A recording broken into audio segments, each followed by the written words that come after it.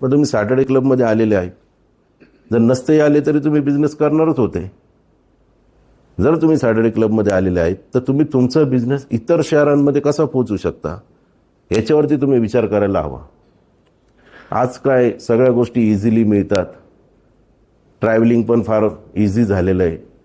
ठीक आहे, थोड्याफार भागांमध्ये रोड्स खराब आहे, पण सगळीकडे फ्लाईटची सुविधा आहे. ट्रान्सपोर्टेशन, तुमचं जर मालाची देवाणघेवाण असेल तर ट्रान्सपोर्टेशन खूप आता हल्ली एकदम स्ट्रॉंग झालेलं आहे. पूर्वीसारखं काही राहिलं नाही आहे. लोक सगळ्या जगभर व्यवसाय करताय, आपण आपला महाराष्ट्रात तरी का नाही करायचा.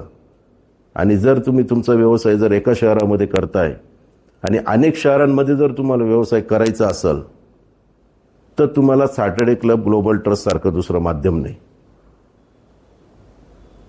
का नाही? तुम्ही म्हणा सर असं काही नाही हो, आत्ता आम्ही गुगलवर सर्च केलं ना सगळं कळतं कुठे काय. इथं कोणी आहे का IT वाले? सर बरोबर आहे, गुगलवर सगळं कळतं. गुगलने अजून शोध लावला का हो की हा व्यक्ती जेन्युइन आहे? जरी तुम्हाला गुगलवरती त्याचे रेटिंग दिसतील, पण ते रेटिंग सुद्धा तुम्हाला माहिती की कसे घेता येतात, की त्या रेटिंगच्या भरोश्यावर आपण पूर्ण सगळ्या गोष्टी करू शकतो का? नाही करू शकत.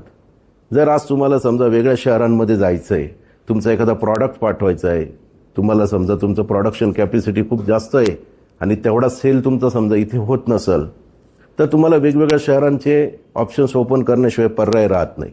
पण वेगवेगळ्या शहरांमध्ये ज्यावेळेस तुम्ही बिझनेस घेऊन जाणार त्यावेळेस जेन्युइन लोक कुठून शोधणार? कुठून शोधणार? तुम्हाला हेच माध्यम आहे, दुसरं काय माध्यम आहे? पण मग त्यासाठी तुम्हाला वेगवेगळ्या चॅप्टर्समध्ये, वेगवेगळ्या शहरांमध्ये तुमचे कनेक्ट्स वाढवावे लागतील. आणि तुम्ही जर वेगवेगळ्या शहरांमध्ये, वेगवेगळ्या चॅप्टर्समध्ये जर मीटिंगला गेलात तर इतर लोक कशा प्रकारे बिझनेस करता ह्या सुद्धा गोष्टी शिकायला मिळतील.